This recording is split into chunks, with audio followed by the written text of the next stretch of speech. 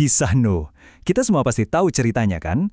Ada bahtera raksasa, banjir yang dahsyat, dan hewan-hewan yang masuk berpasangan-pasangan. Tapi, gimana kalau saya bilang, setiap detail kecil di cerita yang udah ribuan tahun ini, ternyata itu semacam petunjuk yang mengarah ke sebuah kisah yang jauh lebih besar? Yuk, kita bedah bareng-bareng makna yang tersembunyi di baliknya.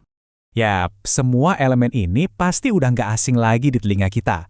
Sebuah kisah epik tentang penghakiman sekaligus penyelamatan.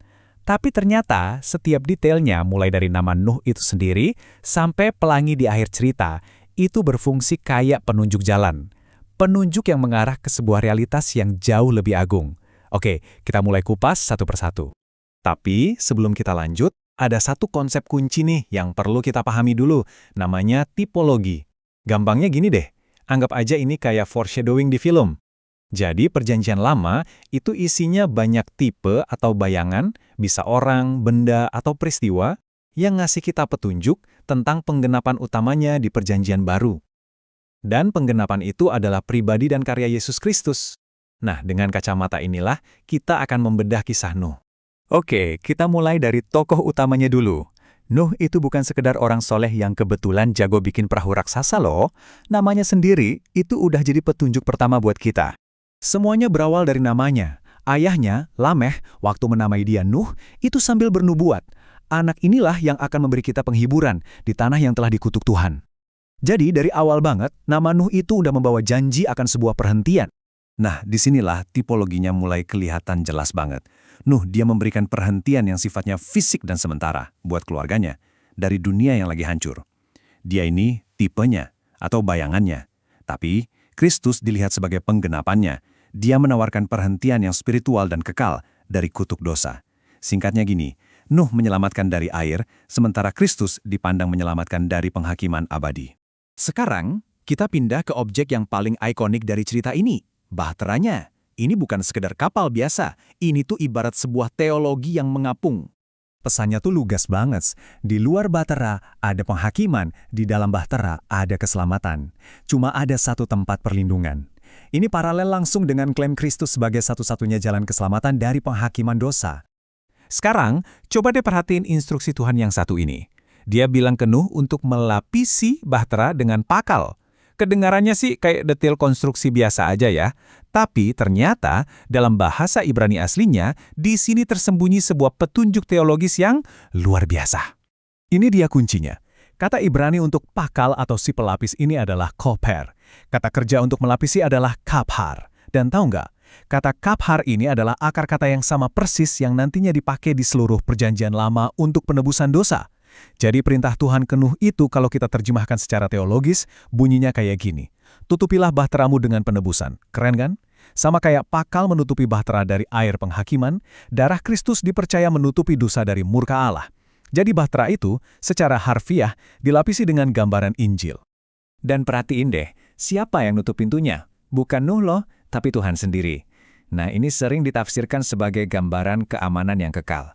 Sekali seseorang ada di dalam Kristus, si bahtera yang sejati, pintu keselamatan itu disegel langsung oleh Tuhan. Badai penghakiman boleh aja mengamuk di luar, tapi mereka yang ada di dalam dijamin aman. Oke, selanjutnya, air bah itu sendiri. Kita kan seringnya ngelihat air bah ini sebagai simbol kehancuran ya, tapi Alkitab justru menyajikannya dengan dua sisi yang sangat dalam. Ini dia paradoksnya. Air yang sama yang menenggelamkan dunia justru jadi air yang mengangkat bahtera ke tempat yang aman. Air menjadi agen kematian sekaligus agen kehidupan. Buat mereka yang di luar bahtera, air itu adalah kuburan. Tapi buat mereka yang di dalam, air itu adalah sarana penyelamatan menuju sebuah dunia yang baru. Nah, inilah alasan kenapa Rasul Petrus secara gamblang menghubungkan air bah dengan baptisan. Karena baptisan air itu melambangkan hal yang persis sama. Ditenggelamkan sebagai simbol kematian atas cara hidup yang lama, lalu diangkat keluar dari air sebagai simbol kebangkitan menuju hidup yang baru di dalam Kristus. Air itu melambangkan penghakiman yang kita lewati dengan aman di dalam Kristus. Setelah penghakiman selesai, Tuhan membuat sebuah perjanjian dan ngasih kita sebuah tanda, pelangi. Tapi ini bukan sekedar fenomena alam yang indah, maknanya jauh lebih dalam dari itu. Ya, Tuhan berjanji nggak akan pernah lagi menghancurkan bumi dengan air bah, dan Dia menempatkan pelangi di awan sebagai pengingat abadi dari janjinya itu. Dia seperti sebelum-sebelumnya, kuncinya ada di bahasa aslinya. Kata Ibrani untuk pelangi adalah keshet. Pertanyaannya, keshet ini artinya apa lagi ya selain pelangi? Betul, kata yang sama untuk pelangi yang indah itu juga berarti busur perang, senjata utama di zaman kuno. Wah, ini mengubah segalanya kan? Tuhan bukan lagi sekedar menggantung lukisan di langit. Dia sedang menggantung senjatanya. Coba perhatikan deh kemana busur itu mengarah. Busur perang yang digantung sebagai tanda damai itu pasti diarahkan menjauh dari musuh kan? Nah, pelangi ini terbentang di langit, mengarahnya ke atas, ke tahta Tuhan sendiri.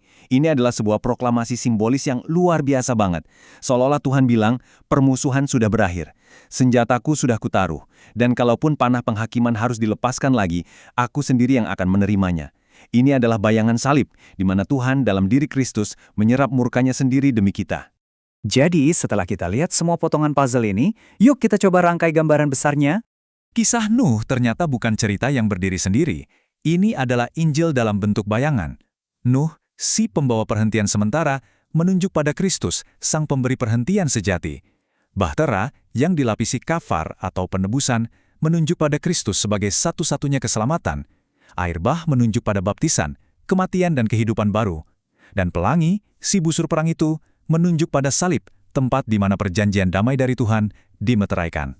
Pada akhirnya, kisah Nuh ini bergema ribuan tahun kemudian dalam undangan Kristus sendiri. Harapan akan perhentian yang ada dalam nama Nuh menemukan pengenapan sempurnanya di sini. Jadi, kisah kuno tentang air dan kayu ini pada intinya adalah sebuah undangan untuk kita semua masuk ke dalam Kristus, bahtera keselamatan kita dan menemukan perhentian yang sejati. Terima kasih sudah menyimak.